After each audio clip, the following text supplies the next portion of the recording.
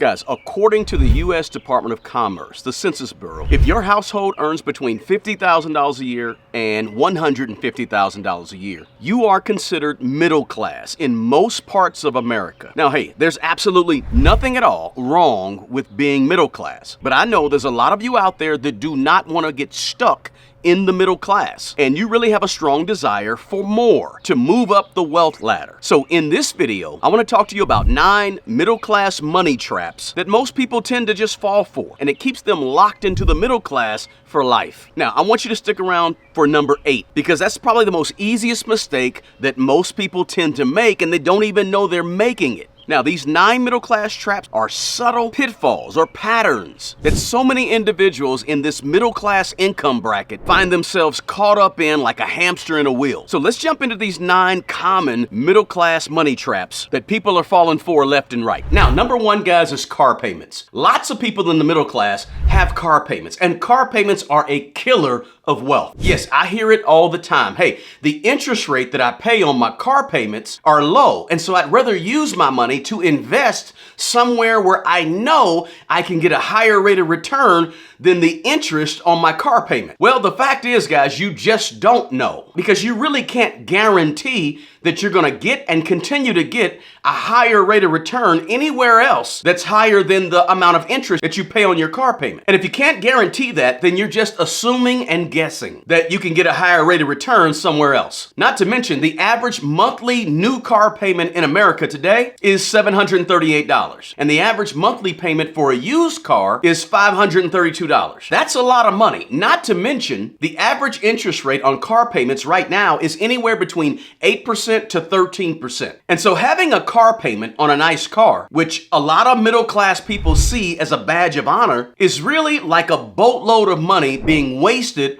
on a depreciating asset that's going down in value. Now, the second middle class money trap is relying too heavily on credit cards. Hey, living and spending money to get those credit card points, if you're not careful, can wind up being a $5,000 credit card balance that just keeps hanging around like braces on bad teeth. Look, if you want to get your credit card points, I'm not mad at you. Not at all. I don't necessarily think it's wrong for anybody to have or use a credit card. But I can tell you this, the average American household today has nearly $8,000 in credit card debt. And the average American household today pays about 20% interest on their credit cards. And I really don't care how you slice it or dice it, that's not a winning formula with your money. That's not a formula for success and getting better with your money and building wealth. It's a formula for prolonging your time in the middle class. Now, I want to make this really, really clear about credit cards. You can build wealth with credit cards, but if you have an $8,000 balance and you're paying 20% interest on your credit cards, it's just going to take you longer to build wealth, a lot longer. And I don't know about you, but I just don't have that time, right? A credit card is just buying or paying for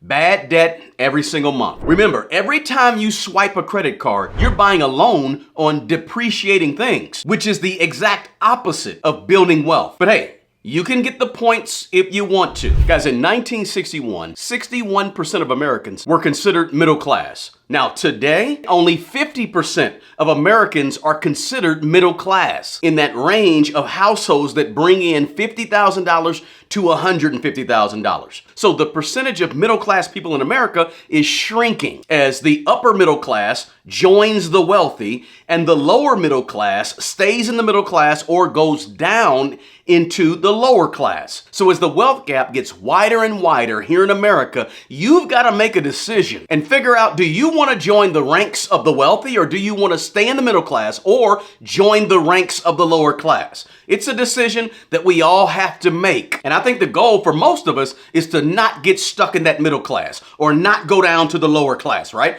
The goal is to go up. Guys, let me know in the comments below if you fit that definition of middle class household with an earned income of between $50,000 and $150,000. And as you listen to this video, also let me know in the comments what you think. keeps most middle class people in the middle class and not moving up in terms of their personal finances. Now, let's go to number 3. The third middle class money trap is allowing debt to become a lifestyle. Look, easy access to loans and credit cards can ultimately lead to overspending and accumulating more and more debt, especially if you don't manage it wisely, right? Hey, a lot of folks just are not as careful as they should be avoiding debt on things going down in value. And the goal really is to reach our 40s and 50s, and especially our 60s, with no debt at all. Because when you don't have debt, you have more money. And that's the key to choices. Having some money so you can make decisions about what you want to do with your life as you go into or get near your retirement years. Now, number 4 is the Joneses. Keeping up with the Joneses. Comparisons. Hey, the pressure to maintain a certain social status or image can lead to overspending on material things and overspending on experiences, trying to impress other people. What happens with a lot of middle class people is we just start living above our means, and living above our means becomes a habit. It becomes a lifestyle, a regular part of life that if you change, it would require extreme sacrifices on your part. And most people aren't willing to go through those sacrifices that it takes to break the habit of living above our means or trying to keep up with the Joneses. And then, guess what? Because you don't want to sacrifice to make the changes, despite having a higher than average income, many middle class individuals just find themselves struggling to save money, struggling to invest more money, struggling to pay off debt due to having too many expenses, too many payments, too much debt, because they're trying to keep up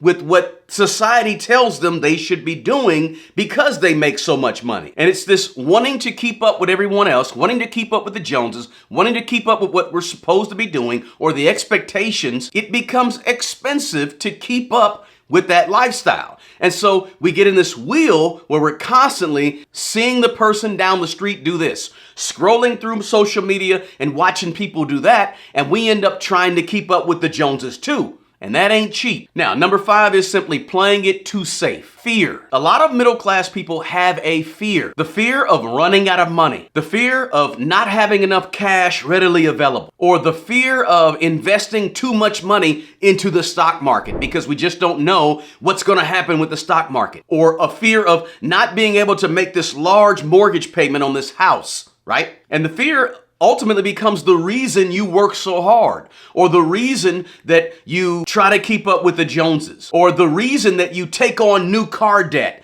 so you can have a newer car because there's a fear that if you have an older car, something may happen, right? Constant fear is what really plagues the middle class. It's all these fears that keep you struggling, even though you may be making pretty good money. Now, number 6 is investing too little. A lot of people in the middle class, they just don't invest enough of their money. And I know there's pressures like inflation and prices increasing at a high rate. I totally get it, guys. But let's be clear. You're going to have to stretch a little. And you're not going to be able to just save a little bit of money to get to where you want to be in terms of your personal finances. You're not supposed to save for your retirement. You're supposed to invest for your retirement, right? Big difference there. And oftentimes people that are in the middle class or stuck in the middle class, they sort of neglect their retirement investing and they sort of invest way too little for way too long. Retirement investing must be enough over a long period of time. Not planning for our future needs by investing too little is a huge problem with a lot of people in the middle class, right? So if you're in the middle class, guys, you have to focus on not just investing,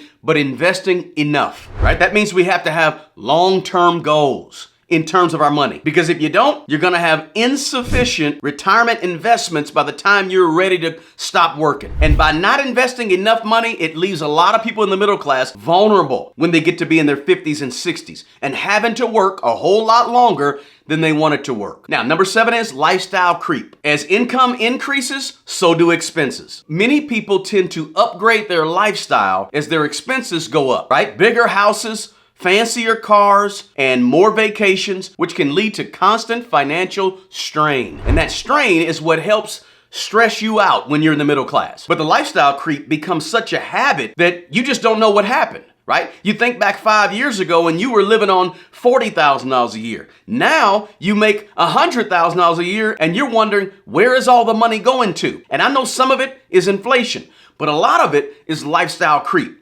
We make more, we spend more. Now, I asked you to stick around for number 8 because number 8 is the one we all do, but we just don't know that we're doing it. The 8th middle class money trap that most people fall for is focusing on income instead of focusing on net worth. When you focus on a high income, it can easily lead to overspending on things like higher education, right? And then going to get that master's degree that you never use. Now, nothing at all wrong with education, but if you're gonna spend an extra $60 or $80 or $100,000 on some higher education like a master's degree, then you should at least be seeing where and how that additional spending on education is ultimately gonna lead to more money for you. Hey, there's a lot of people in the middle class that love titles and love a sense of educational attainment, and all of that is wonderful, but you gotta make a business decision when you're considering higher education, right? And so I want you to place a strong emphasis on your net worth, not necessarily a strong emphasis on your income, because ultimately when it comes to building wealth, net worth is more important than income. There's a lot of people that have a very high income, but because of some of these middle class money traps, they don't end up any more wealthy, but they have a high income. And so when you place an emphasis on your net worth and focusing on what you invest and the assets side of that equation that appreciate in value and getting rid of the liability side of the equation, the debt, you end up building wealth more so than if you were only focusing on the income, what you make and bring in. So focus less on the income and you focus more on net worth. Remember, income doesn't define wealth and income doesn't guarantee any wealth. But what your net worth is what defines wealth. And what you save and invest is ultimately what guarantees your wealth. Now, the 9th middle class money trap that most people fall for is relying solely on one source of income. And typically, that's a job. Look, relying solely on your job for your source of income, which is the highest taxed income in America, called earned income, can be very, very, very risky. Why? Because a job security is not guaranteed. If you're in the middle class and your household income is between $50,000 and $150,000 and you're watching this, you need to be diversifying your income streams through investments, through side hustles, side gigs, so that you can provide yourself and your family with a safety net. Hey, I know that navigating around these 9 middle class money traps requires some focus and some serious thought, not to mention the discipline that it takes to avoid them, and just simply being proactive in your own personal financial planning. And by the way, let me say this, do not forget your spiritual health, your mental health, and your physical health while avoiding these 9 middle class money traps. Because I get it. The goal is to get out of the middle class and move up with your personal finances to another level. But listen, it helps to be in good health